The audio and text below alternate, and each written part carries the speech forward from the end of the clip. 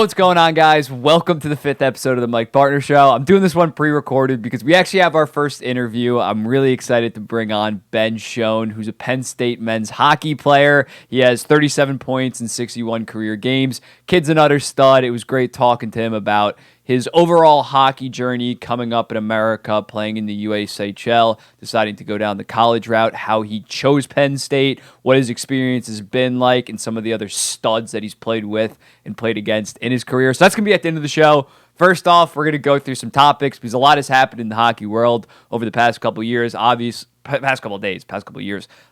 Mike Babcock obviously fired. I did a full video on that. I'm not going to talk about the Mike Babcock thing, but I am going to talk about Jarmo and his overall job security and if he should have been fired or not. We're also going to go over Shane Pinto. He's still a restricted free agent, and Ottawa doesn't really quite have the money for him right now. It's not really like a Trevor Zegras situation where they're just not negotiating.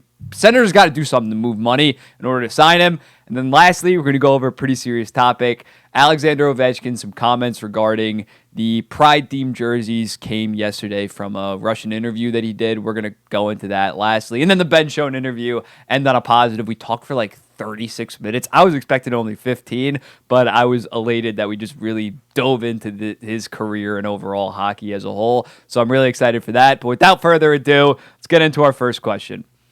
This comes from Bryce.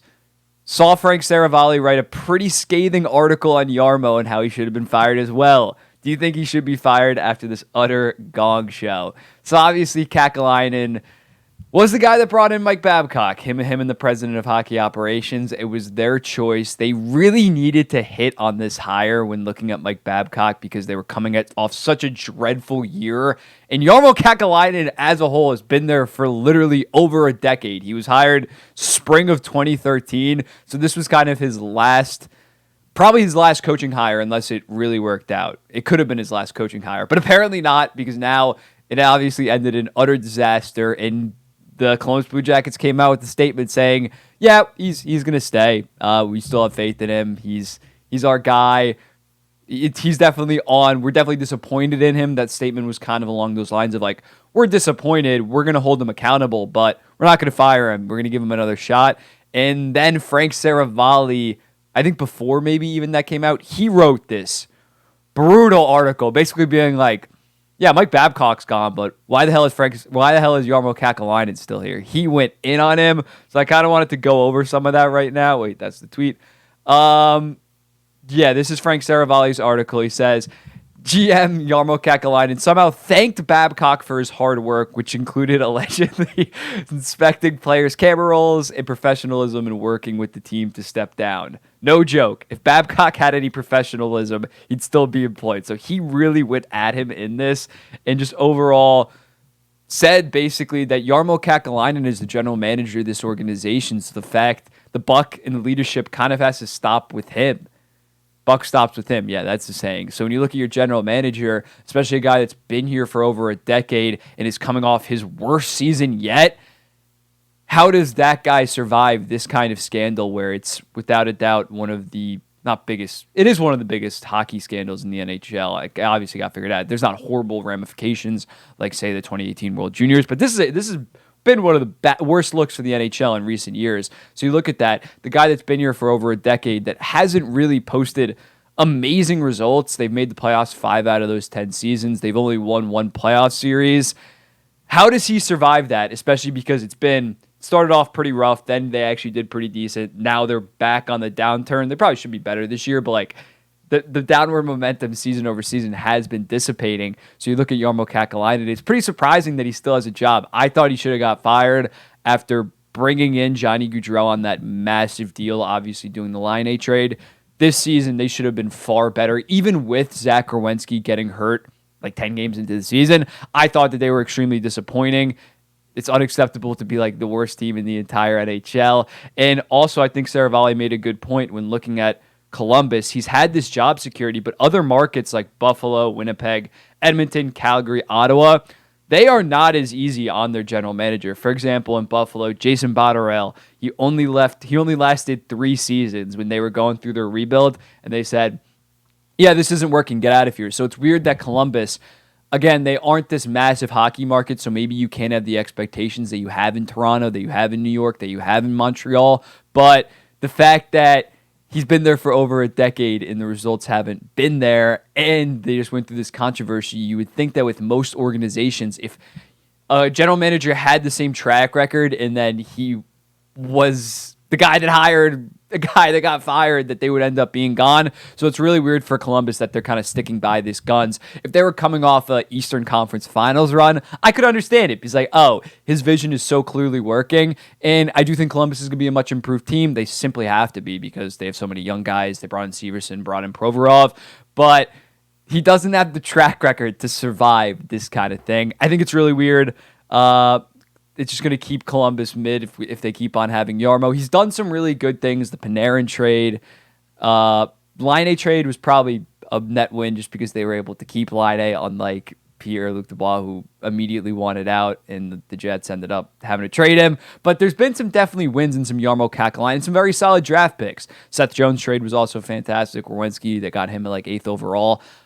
There's definitely been some wins, but overall, if he doesn't succeed after this year, if they are not at least an 80, 90-point team, 85, 90-point team, he should definitely be gone because this summer he went all in, and obviously the decision blew up in his face. So looking at Jarmo Kakalainen, it is probably a make or break year. I made a Clutch Points video saying that that he is on the hottest seat in the entire general manager. I made that like weeks ago before this Mike Babcock thing, and now it is literally do or die. He might have more pressure on him than Pierre Dorian, who has a new owner and obviously pretty high expectations. But let me know in the comments, what do you think about Jarmo Kakalainen? Do you think he survives? Moving on, speaking of the Senators, looking at the Senators, Shane Pinto.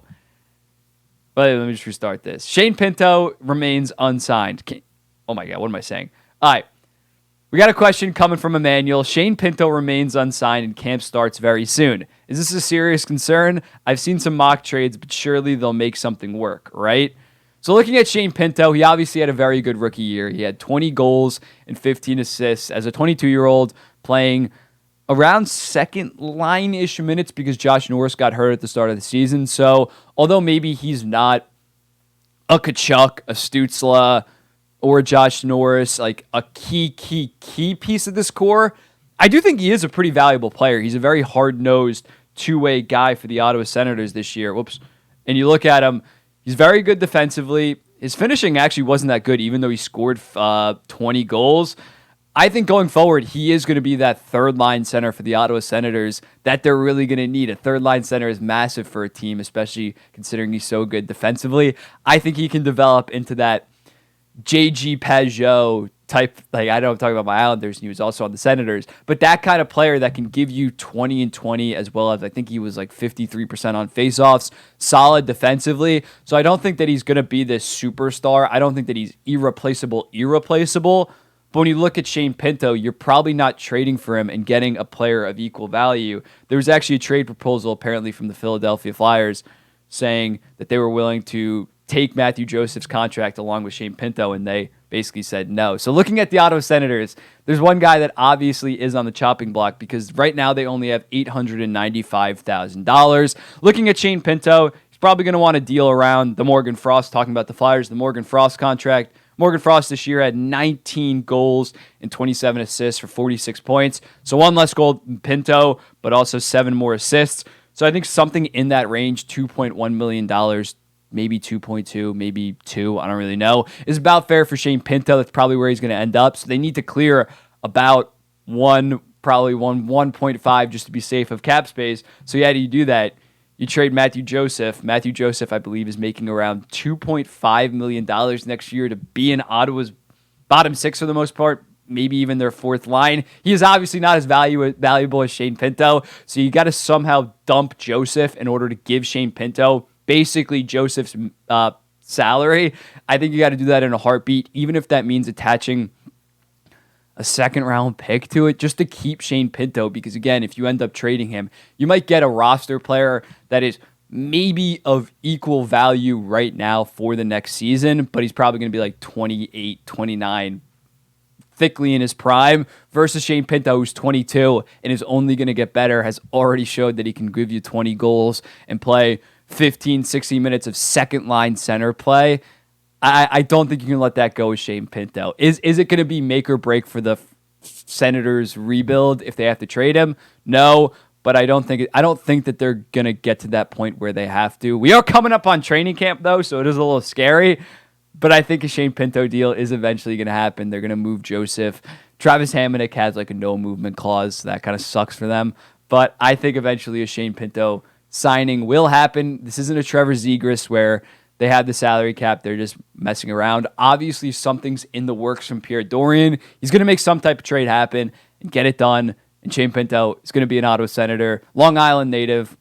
Love me some Shane Pinto. Wish the Islanders drafted him, but they didn't. And obviously, he's on my Senators now. So really looking forward to that. I think should happen in the next 2 weeks. If not, if they go into the season without Shane Pinto, it's going to be really unfortunate. But maybe Joseph starts playing some good hockey and they can boost the value and be able to dump him. But looking at that, I think Pierre Dorian is eventually going to get Shane Pinto traded.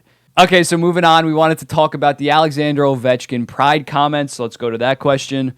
Ovechkin just gave some quotes about the NHL Pride jerseys. Is this him being homophobic, or is it just doing it to appeal to the Russian government? As a proud ally, the quote was really disappointing to read. So yeah, Alexander Ovechkin yesterday, or maybe 2 days ago, in a Russian interview, gave some quotes, and in it, he talked about Dominik Hasek, and more importantly and more impactfully, he did talk about the NHL's Pride jerseys, some of the players that decided to not wear them, and the NHL as a whole deciding to scrap them. I saw two different quotes of this. First from NHL Breakers, which, yeah, he was recently interviewed, and when asked directly about his thoughts on the NHL stepping in regards to players refusing to wear Pride warm-up jerseys and the eventual banning of the jerseys altogether, he said, "I'm glad the NHL stopped giving into political pressure. The world needs more of this. What else can I say? Well done. It shouldn't be like that everywhere." But the actual quote that I mainly saw that was actually reported by articles and not Instagram accounts was just talking about the players that did not wear the Pride jerseys and the NHL's leadership for not imposing any sanctions, and it's the same quote.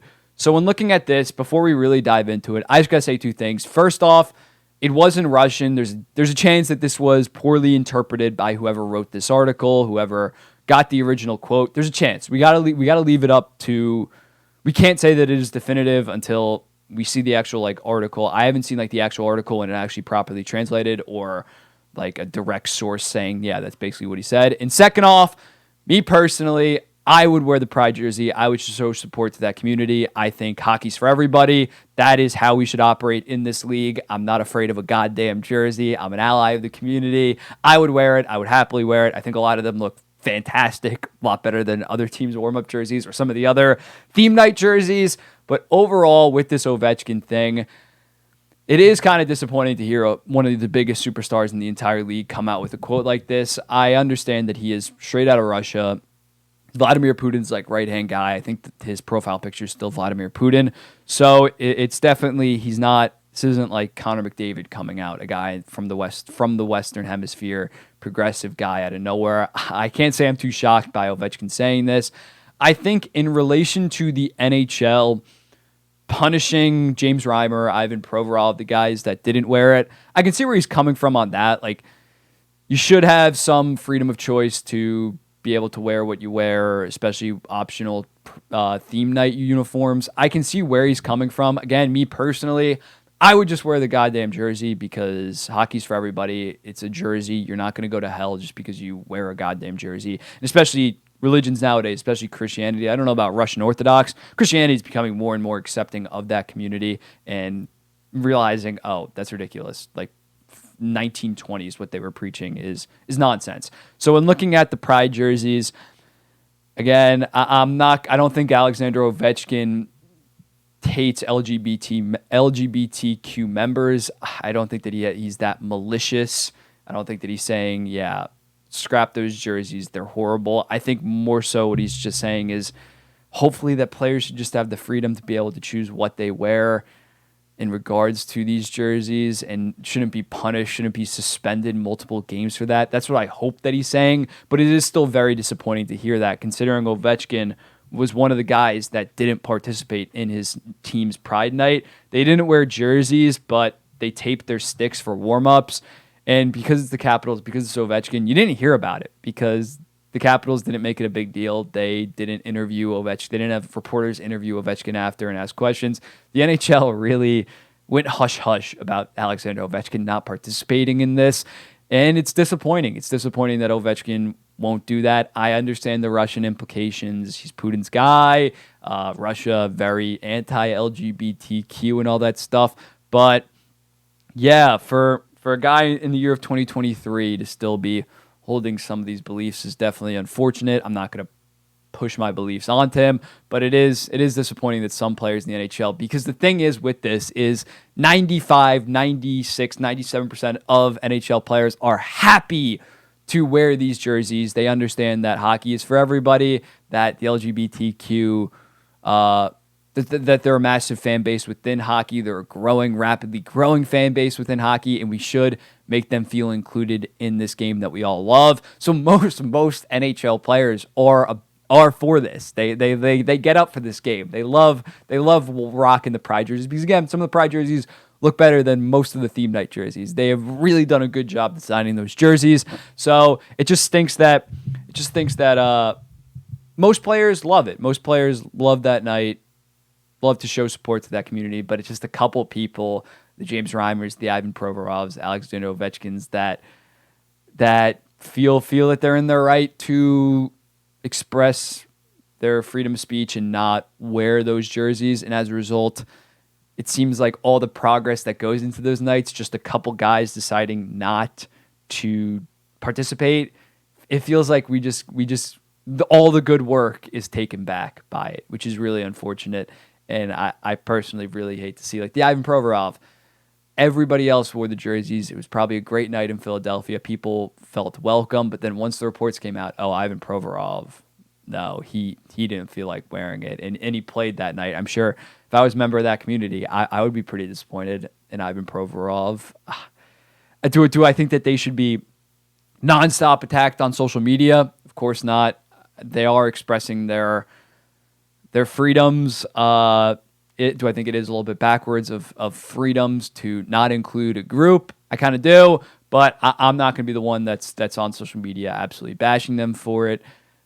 I don't think that even James Reimer, Provorov, Ovechkin, again, I don't think that they hate that community. I think that they just think because of their religious beliefs, because of the community that they're in, that to promote it maybe in their minds is just not right, which I have a hard time wrapping my head around, but everybody has their own decisions to make. And as a result of this, the NHL overall has decided to get rid of theme night jerseys, which I do think is, from a marketing business standpoint, PR standpoint, I get where they're coming from, that they're just going to scrap them all. I think military, hockey fights cancer, all of it, just to avoid controversy that comes with the Pride Night. Because again, it stinks because so many players do love it, so many players wear it, but the blowback that they got from it was so strong because some of their base is, some of their bases are on far of both sides, which is most sports. But like hockey, I've found is like there's a very, very, very progressive side, a very, very, very conservative side. Then you got me and hopefully most people in the middle. So the Ivan Provorov night was one of the most controversial nights I've ever seen on hockey social media. So they're just scrapping it. They're deciding that it's not, which sucks, that the juice is not worth the squeeze, which is a very disappointing message for the NHL to send. But I can kind of see where they're coming from a controversy standpoint. Overall, I wish that they did stick to it and just said, if players don't want to wear it, it's disappointing, but they're in their rights. But the 95% of players that do want to wear the jerseys and show support to that group, they are more than happy to. The fact that they're just scrapping it as a whole is pretty disappointing. The fact that as a result they have to scrap Hockey Fights Cancer, scrap Military Appreciation Night, I don't like that. It's just very disappointing. But let's move on. Moving on. That's too sad, disappointing of a topic. Not disappointing, but just like too somber of a topic.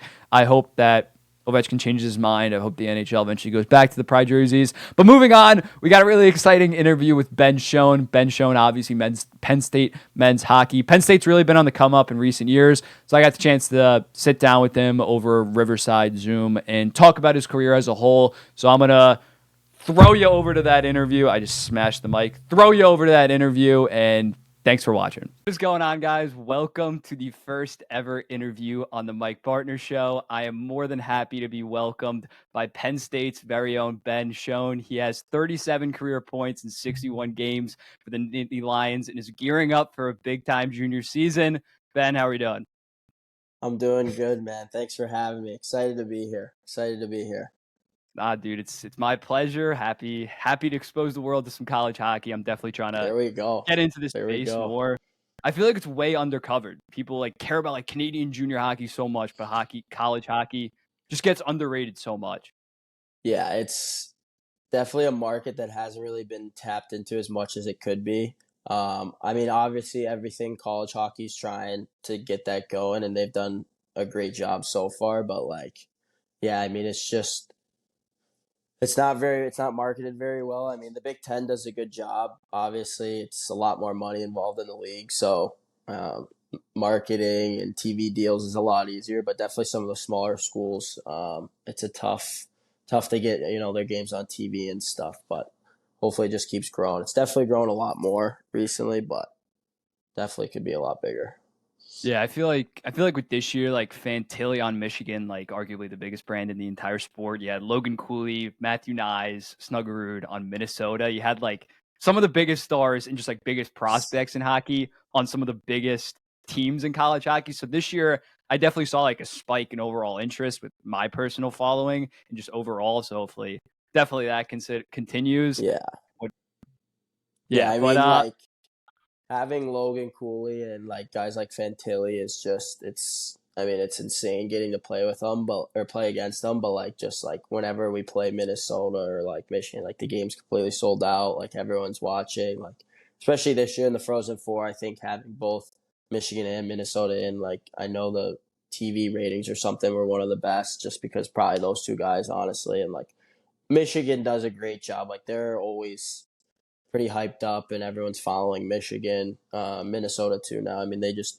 constantly are bringing in first rounders. I mean, my freshman year, I freaking played Owen Power, Kent Johnson, Bordalo, Matty Beniers all on the same team. It was just it was unbelievable. Such a cool experience. So definitely the big teams do a good job with that.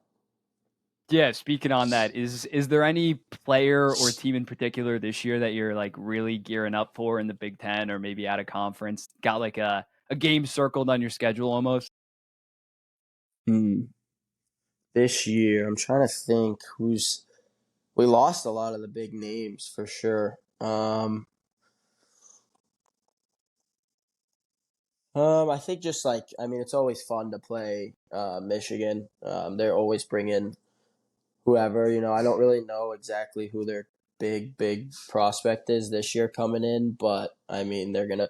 I played with Gavin Brindley, who just got drafted first overall in the second round, and he's a really good hockey player. And guys like Seamus Casey, those types of guys are just so fun to play against. They're so talented, and it's tough being on the ice against them, but I mean, I'm used to it. Growing up when I played in the USHL, I played against that NTP team with Jack Hughes and Caulfield and Zegras, and it was just I almost wanted to just be on the bench just so I could watch these guys play. It was Study just them, so take some sick. notes. Yeah. Yeah. That Yeah, was probably the coolest hockey game for sure.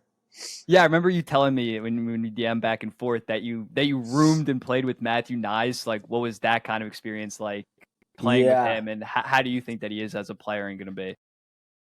So I was originally playing for Youngstown, and then I got traded to Tri City where Matt Nyes was playing, and he's just an awesome guy, such a good kid, and he just loves hockey, man. He is built for hockey. He's 6'2" or 6'3", absolutely in the best shape of his life, and just a man against boys when we were playing in the USHL. But I think he's unbelievable. I played against him when he was at Minnesota. He just plays the right way. He's smart with the puck. He doesn't force anything. If he has to chip in and go hit a body, he'll do that. He kind of brings it all. He'll kill penalties, block shots. he's a guy that can just do everything. And I mean, if you put him with the right players in Toronto, I think the sky's the limit for that kid for sure. Yeah, it was personally watching him with the Leafs right now. Like you didn't realize that he was a rookie, that he was playing like his fifth or sixth game in the NHL. He obviously had like the grown body of NHLer, but he also had the intelligence and the skill to keep up. But going more towards your career, I know you recently had at the end of last season or midway through, you had a knee injury. So I kind of just want to ask, like, how's it going? How's rehabilitation? Are you feeling 100%? Yeah, And yeah, yeah, that was a tough injuries. Like game 12 or 13 of the season was kind of just getting started. Had a really good start to the year, and then got into Big Ten play, was kind of struggling, and then I got hit into the boards, and I actually shattered my ankle, so it, like kind of just exploded into like 12 different pieces. So had two surgeries on that. Rehab's been great though. Doctors have been awesome. We're kind of working on that. The plan this year is to kind of just see how it goes, and not really sure the timeline of when I'll be back, but hopefully mid-season. But last year was tough. Obviously, we had a really good team at Penn State, and to sit in the stands and watch us lose to Michigan in overtime to be one yeah. goal away from going to the Frozen Four was tough. But um, hopefully this year's better, and hopefully I can heal up quick. Yeah, no, that's that. I remember that. I remember watching that Penn State Michigan game, and if they had you, it obviously could have went a different way if they were in Yeah. overtime. But what do you think of the team as a whole? I saw that you guys did lose some senior leadership last year. A couple guys departed. What's kind of your expectations for the team this year? Yeah, we lost a lot of upperclassmen for sure. I think we're going to be a young team. We've got some pretty good incoming freshmen. One of the guys, Aiden Fink, who actually funny story, got drafted the last pick with Nashville, which was pretty cool in the draft with the whole GM thing. But he's a stud. He's a good hockey player, and like I said, the Big Ten is. I mean, all the best players trying to go to the Big Ten now. I feel like you look at. I mean, the last three drafts, the Big Ten's had guys in the top five every year. So like, it's so tough. Every night is a battle. You never have a night off. So we just try to go into every night and play our best. And last year we did a great job. I thought we were really confident. And I mean, first two Big Ten games of the season were against Michigan, who was number one, and then the following was Minnesota, number one, and we beat them both. So we're still a younger program, but I think we're really starting to come around. And like I said, we were one goal away from the Frozen Four. So hopefully this year we can get to the Frozen Four. Yeah, yeah. I was looking at Penn State hockey as a whole. I didn't realize that you guys became D1 in like 2011, and already you guys are pretty consistently making the NCAA tournament. So what? So I guess parlaying that, like being coached under Guy Godowski, how has that been? How has he helped you elevate your game and just overall his coaching style? Yeah, he's the best. Like he's one of those coaches that like he's not gonna just overflow you with systems and harp on defense. He loves like I mean, for like 5 years in a row we were one of the highest scoring teams in the country. I think we averaged the most shots every year in the country. Like he just loves to play offense, loves to shoot, and harps on that a lot. So he's a really fun coach to play for. I enjoy it. He's super enthusiastic. He's got a missing tooth. Like the guy has it all. He's just an absolute beauty around the rink and loves his job, which is what you want as a coach. You want someone that loves it, wants to be there, cares about you. So playing for him is super easy. Yeah, yeah, yeah. Based on what I saw and what I read about him, he seems like the absolute guy. What has been your favorite college hockey moment in your career thus far? Man, probably my freshman year. I'm from Ohio, born and raised in Toledo. So every time we play the Buckeyes, it's always a big game, and I have a lot of my family that are Buckeye fans, so they always tune in when we're playing them, and it was kind of just one of those games where everything went the right way. There's actually a video. It's crazy. It's like all documented on YouTube. Penn State hockey story, and we were, I had a first goal was I assisted to my line mate Danny, and then scored the second goal of the game to tie it up, and then we went into a shootout, and I got the nod and was able to win it in the shootout. That was had a lot of family there. It was a pretty cool experience, and then for it to be on the internet and all my buddies to watch is pretty awesome. Yeah, I think I saw that clip with your shootout win. Just overall with Penn State, why did you choose Penn State? Why did you choose to become a Nittany Lion versus other potential schools that offered you? What really stood out about the team and the program as a whole?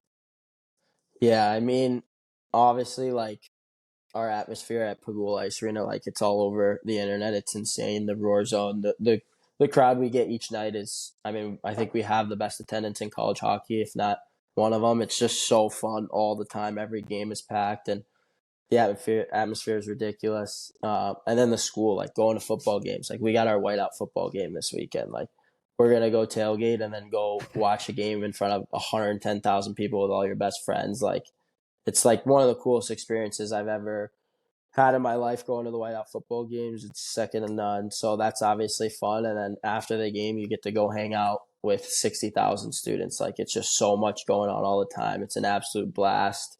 You're never bored here. You're always having fun. And I think just the hockey side, like I said, Gads, our coach, is just when he's recruiting you, you almost feel like you guys are friends. Like he doesn't feel like your coach. He's just that good of a guy. So it's kind of a no brainer for me to leave Ohio and come down to Happy Valley.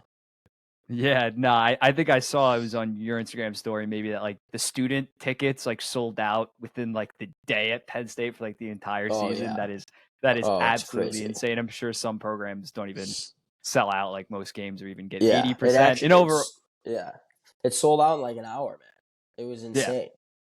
that's Started at nuts. 6 a.m. and was sold by like 7:02 a.m. It was insane. That yeah, wait, it was at 6 a.m. So you're telling me like college students were waking up at 6 a.m. to get hockey Yeah, tickets. That's it was dedication. it. That is dedication. Yeah, crazy. Yeah, I love that. And yeah, I saw that before you were committed to Miami of Ohio, right? But then you decided to reopen your Yeah, commitment. So I could definitely understand from nothing's wrong with Miami of Ohio, but yeah, Penn State's definitely on a different level in terms of yeah. facilities, overall experience. I think you probably made the right call on that one.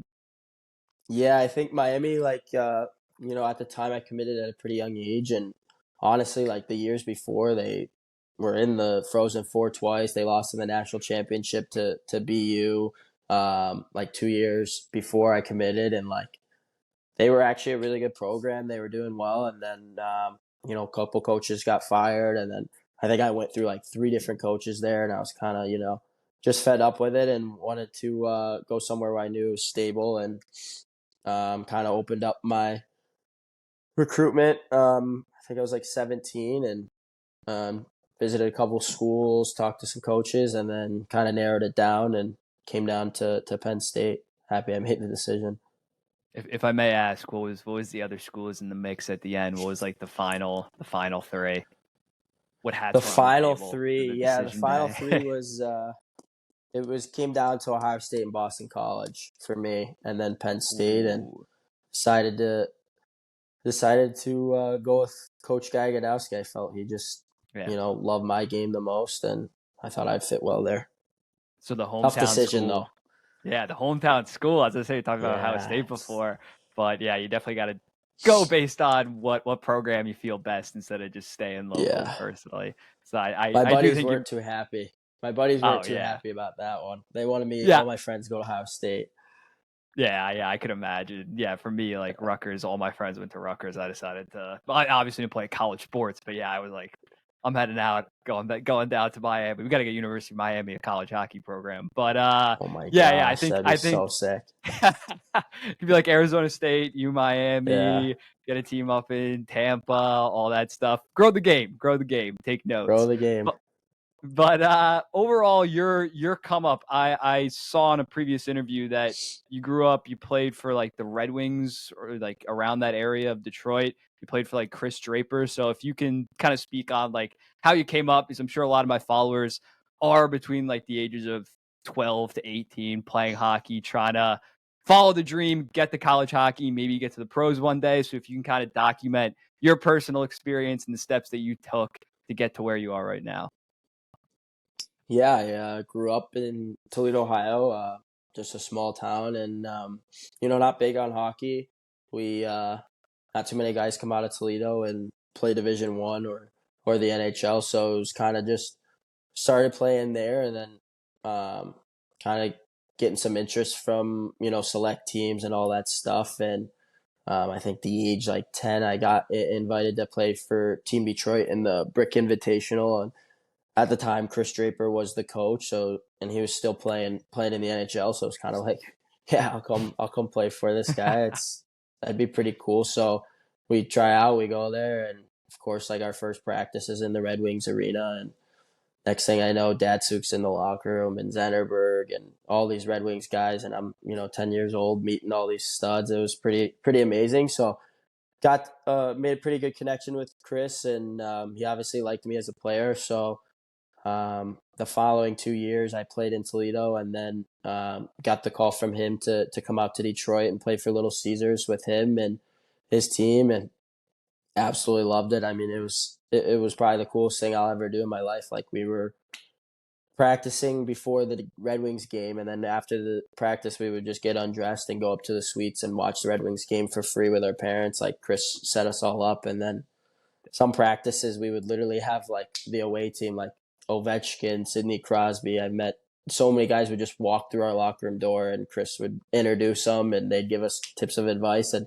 at the age of 14 or 13, however old I was, you're not really thinking much of it. You're kind of just like, oh, this is so cool. But looking back at it, it was like, how many kids get to like meet all these Very NHLers? lucky. Yeah, it was unbelievable. And then we got moved to the new Red Wings arena, and like I said, we just Larkin skated with us. Like, he was doing one-on-one battles with Dylan Larkin at the age of 15. It was like, what the heck's going on? So it was truly an amazing experience. And then, so I played 14-15s there for Little Caesars, and then kind of got some interest from the USHL, and a couple of teams offered to tender, which means you pretty much get picked before the draft. So I decided to take a big jump at the age of 16 and go play in the USHL, which I think most people do say it's one of the hardest jumps to make in hockey. I mean, you're literally going from children, like playing with your own age, to absolute 21-year-old men. So Yeah, 20. that was a big jump for sure. And it was tough, but, I learned a lot about myself, and I had a pretty good first year as a 16-year-old, and then was able to go to the U.S. National Camp tryouts, and made the team that headed over to the Holinka Gretzky Cup. So that was pretty cool. Got to play overseas a little bit with Team USA, and had a really good tournament. It was a lot of fun, and I mean, it was pretty cool. There's just all the NHL scouts are there because that's kind of the first scouting for that age group. So got to play, Team Canada, guys like Cole Perfetti and Quentin Byfield and Jamie Drysdale, all those guys. So that was awesome. And then, I played in the USHL for my sophomore, junior, and senior year in school, and then headed to Penn State. That's awesome, man. That's a really cool journey. You've been dedicated on the path. How was your USHL experience overall? Positive, good learning. I don't know, like just what was? Yeah. Would you recommend like that path for players? Yeah. The USHL it's the best league. If you're trying to play college hockey, if you're obviously trying to go major junior, which, funny story, I was actually drafted by the Sarnia Sting in the OHL, which it was cool. I got to go visit. I went over to Sarnia and went to a playoff game and met the GM and all that, and kind of did the whole tour, and kind of made the decision at that age that I was going to play college hockey, being from America and from the States. And obviously my parents wanted me to go to school, but obviously major junior's good, but the USHL it's the best of the best in the United States. You can't beat it. I had it was tough for sure. I mean, it's really hard hockey, but I had some good years, and then I mean, I've battled some injuries. Like my first year draft eligible, like game 3, I got hit and broke my collarbone. Was out for 3 months, and then came back, and then COVID hit, so I didn't really get to play in that season. And then my second year, I got hurt again. I just got hit and something with my head. I was out for a while.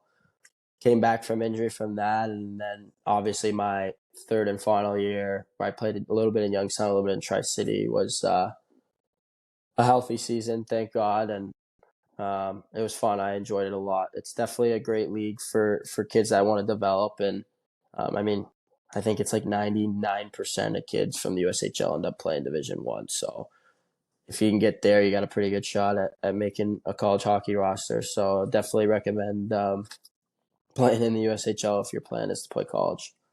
Yeah, no, that's awesome. I feel like even like some Canadians are starting to head to the USHL just because regarding college hockey, you obviously get a fantastic education versus CHL, you're like done by 20 and then you really have nothing to do. So I feel like the USHL is only going to continue to grow. So it's good that you have positive things to say. But kind of moving on, maybe last hockey question here. Who did you growing up kind of model your game around?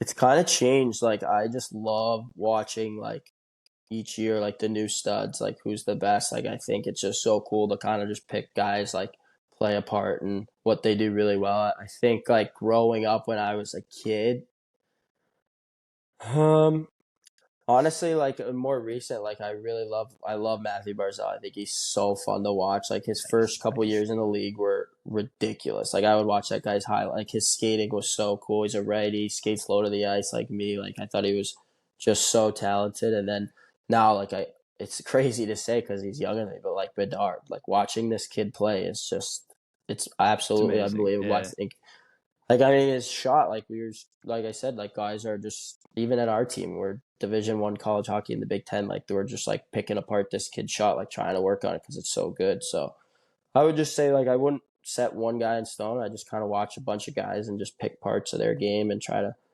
see what they're doing well and see if I can implement it. Yeah, no, that's really good. If you can skate like Barzell and have a shot like Connor Yeah, Bedard, you're gonna be quite the player. And that's good that yeah, you don't just go one player trying to pick and choose in terms of that. Do you want to get into some more fun, nonsensical questions now?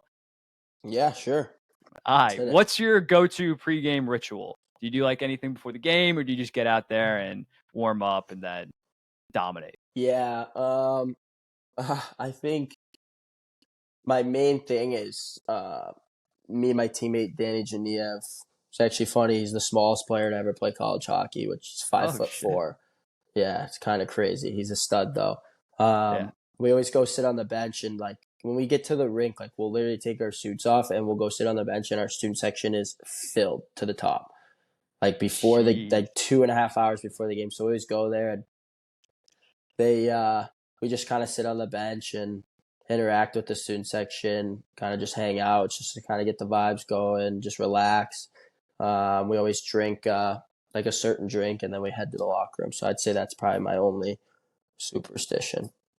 Nice. I respect that. Get to know the fans, interact with people showing up to Yeah, support you, and then getting ready to go. So your favorite NHL team is the Red Wings. I can presume based yeah, on that story. What's your expectations for the Red Wings this season? What do you think is going to happen? man. I mean, you would think by now, hopefully the Eiserman plan's coming along. Um, I mean, I think we took steps. I don't know about our defense. Like, I know everyone says they're great and they're a lot older. I mean, I hope Sider can take another jump. I think that's going to be big for them. I think if he can really establish himself as a top defenseman in the league, that would be huge for us. I do think Raymond took a drop back last year. I thought he Yeah. was pretty good, but I don't know. I just feel like they didn't really give him as much. I mean, his rookie year, he was a stud. Like he was all over Nice. the He's place. So 67 hopefully points. this Yeah. year, yeah, hopefully this year he kind of figures that out. But I mean, hopefully they played DeBrincat, Larkin, and Raymond. That would be an awesome line. So hoping to see that. I'm not going to say we're going to be in the playoffs, but I think we'll be in the mix all year. Yeah, I mean, yeah, I feel like for them, like if they get 90 points, the Brinkett scores like over 35 goals. Yeah, Larkin gets like back to like 57, 60 points. Sider goes for like 55. As long as their like core pieces do like half decent, I think that's a successful season. They don't need to be like all in yet because they still got a ton of guys yeah. coming up. But that would be a pretty successful season. Who's your favorite Does player on the current Detroit Red Wings, if I may ask? um Probably Larkin. I've met him a bunch. Like Yeah, for sure. he's an awesome guy. We've skated with him before. I think he's super talented. One of the best skaters still, I believe, in the league. He's super talented.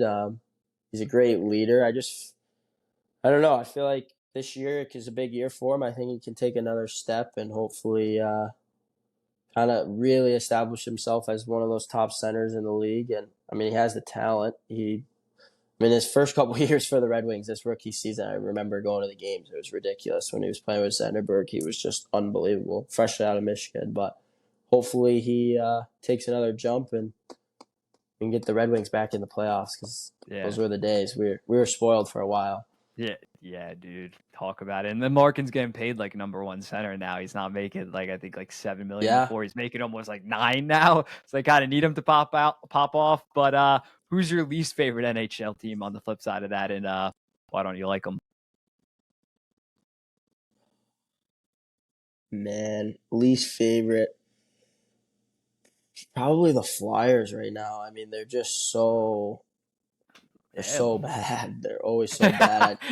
I don't like I think Tortorella, like I don't like when he like makes fun of Zegras for doing like the Michigan or says it's not a part of the game. I think that's like crazy. Like nowadays, like that's like one of the best things for the game. Like when the guy did the flip behind the net, you have like 500,000 kids trying it the next day. Like it's so good for growing the game. Like the old style is moving on. We're coming into the new style of hockey. So I don't know. I'm not really a fan of him. So I guess I'll go with the Flyers are my No, least yeah, favorite team right now. that's respectful. Yeah, I didn't think of why. Like, so I was like, they're so bad. But yeah, John Tortorella is like now that Yeah. Babcock's fired, like the biggest boomer in the entire league. And it's similar with the Yeah. Ziegler stuff. It's similar to like when Steph Curry, like 2015, 2016, kids were just chucking on the playgrounds and it helped grow the Yeah. games. Like the fact 100%. Tortorella is not, like down with that.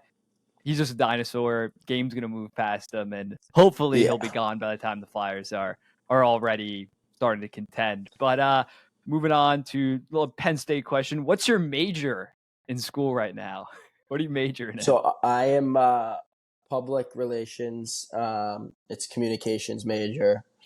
Not really sure what I want to do with that yet. Kind of just it was a good major. It's nothing crazy. It's my roommate last year was pre-med. Like I watched that guy go through hell every night. So I was like, absolutely not the biggest school guy, but a degree from Penn State gets the job done. So Yeah. hopefully I can just keep doing well in classes and get a degree and get out of here. Yeah, now from my personal experience, I majored in business. Not doing business right now, so you'll Yeah, make I it mean, work. yeah, It's not unless you plan on becoming a doctor, where like you have to do pre med and stuff like that. It's really like not that important. But when you are in class, do you sit in the front row or are you chilling in the back row? yeah. Our coach is big on that. Like our coaches take school very seriously. Like we got a thing in the locker room of like our overall team GPA every year, and they definitely like expect us to be in the front and introduce ourselves. So I would say I'm normally in the front, unless it was a long weekend and I'm struggling that week. We'll be in the back, but normally in the front. I respect that. At Miami, it was like the football players were just in the back, like throwing paper planes. They did not care at all. So it's good. It's good that the culture, the standard within the Penn State men's hockey program is to be Yeah. academic. It's academic as hell. But Penn State had that one TikToker, right? The academic weapon kid. Do you know that guy? Yeah, Brad Kraut. Remember? Yeah, we did a couple videos with him. Yeah. Really? So yeah, you're Yeah. learning from him. That's smart. That's Yeah. smart. And then I got a hypothetical. You have 3 seats at a dinner, so you get to be with 3 people at a dinner. You have to pick one hockey player, one musician, and one actor. Who you going with? Dream dinner lineup. Hmm.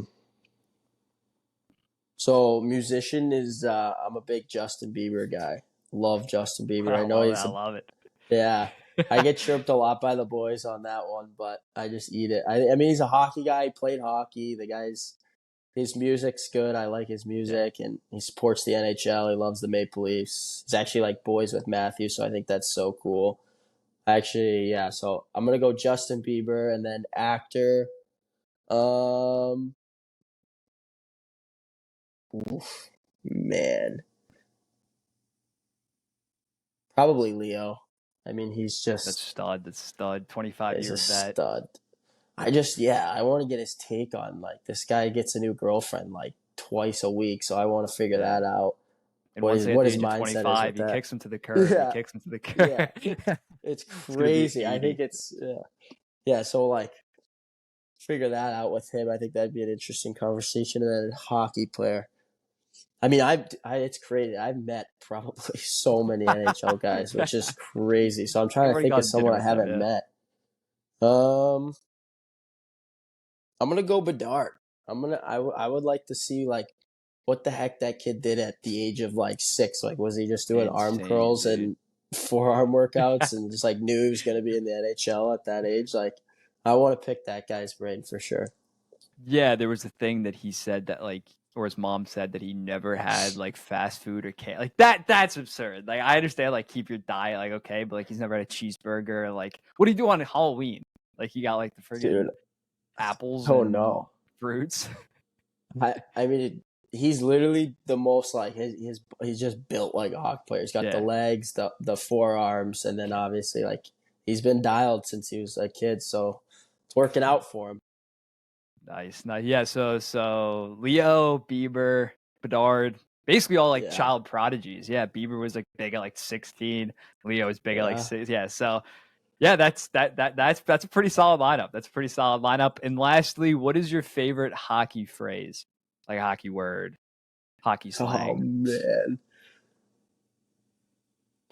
probably I say. I mean, just like mess with the guys. Like beauty's probably the number one. Yeah. Just I think you calling a used it guy a like couple times in good the or interview. I was bad. like, Yeah, yeah. beauty. Love throwing that around the locker room. So we'll go with beauty. I love it. Thank you. This was great. We went for like 30 minutes. Anything you want to plug? Social media handles, Penn State hockey. Floor is yours. Thank you for hopping on. Yeah, I appreciate you having me. I actually got. Do you think I got a question for you? Do you think Patrick Kane finds his way to the Red Wings with the brinket, or Oh, I think he's gonna like sit out the start of the year, rehab, and then if the Red Wings are like still in the mix, like for a playoff spot, I think it's definitely possible. I don't think he's gonna like join them if they're like out of the playoffs just to be with the brinket. I think he's pulling like an Odell Beckham Jr. when he tore his ACL and then just like waited for like the right team to kind of show up and then go there. I probably wouldn't say the Red Wings, but it is the team that makes by far the most sense with the brinket. I would want to see it just to see the brinket and Kane back together. What do you think? yeah? I mean, that would be like, oh my gosh, that would be so cool to see. I mean, I know he's obviously dropped off a little bit. Like now he's getting older, but I mean, it's still Patrick Kane. Like No, he's it still would one be of the most so electric cool. Yeah, players.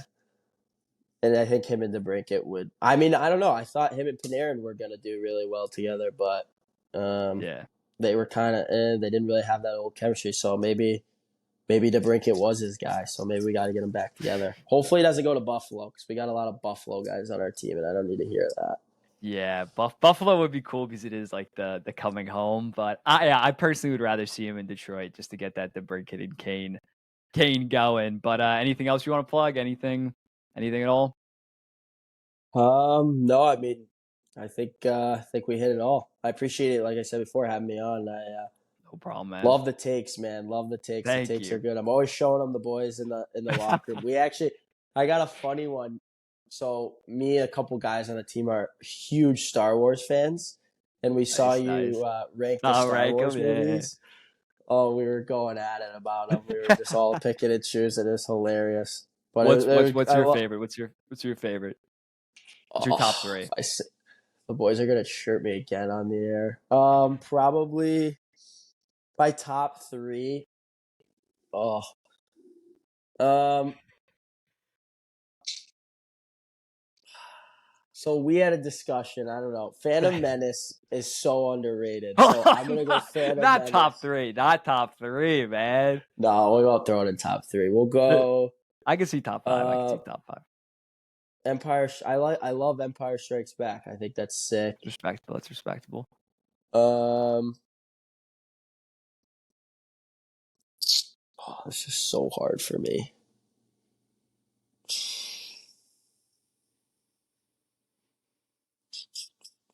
I mean, Revenge of the Sith.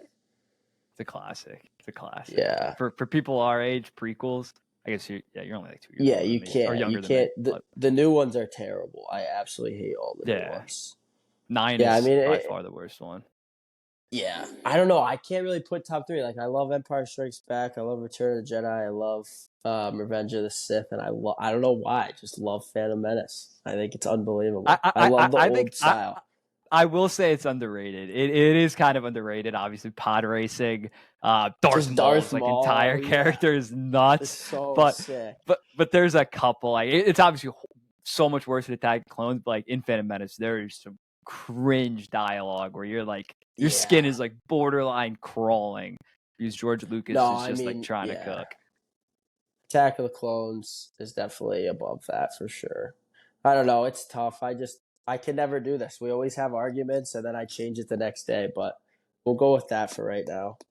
I respect it. I respect it. Well, thank you. Thank you so much for hopping on. We'll hopefully do this again, probably like midway through the season or at the end of the season once Penn State's absolutely cooking in the Big Ten and Yeah, about to win the yeah, title. But best of luck with your season. We're all obviously hoping that you come back mid-season and tear it up. And yeah, thanks for hopping on. Really appreciate it. yeah. We gotta get you out to a Penn State game this year. Oh, dude, You gotta come experience it. I mean, it's sold out. I thought. Can I even get in at this point? If you come, I'll get you tickets. You and your boys. All We'll right. get you to the Whiteout game this year. I bet vlog Penn State Sounds good. vlog. We're going through the Yes, facilities. I'm basically just doing yes, a Penn State hockey promo ad at this point. yes, yes. I'll be I'll decked use out in it. the jumpsuit. That would be nuts. That'd be awesome. On the Notch it bench for the down. It's on the game, calendar. Yeah. calling the things. But yeah, thank you so